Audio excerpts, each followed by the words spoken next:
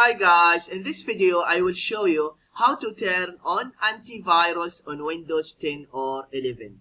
But before that, if you find this video is helpful, please subscribe to my channel and give a like.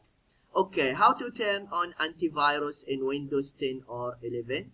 First, just click in the Windows icon.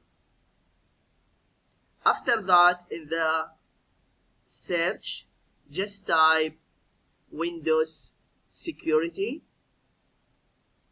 and you can see here Windows Security System. This is the icon. Just click,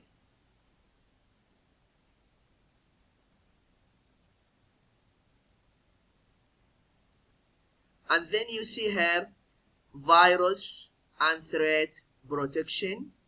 Just click Turn On.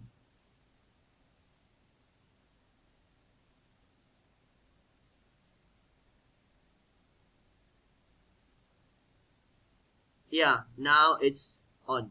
Yeah, this is what you need to do if you want to know how to turn on antivirus on Windows 10 or 11.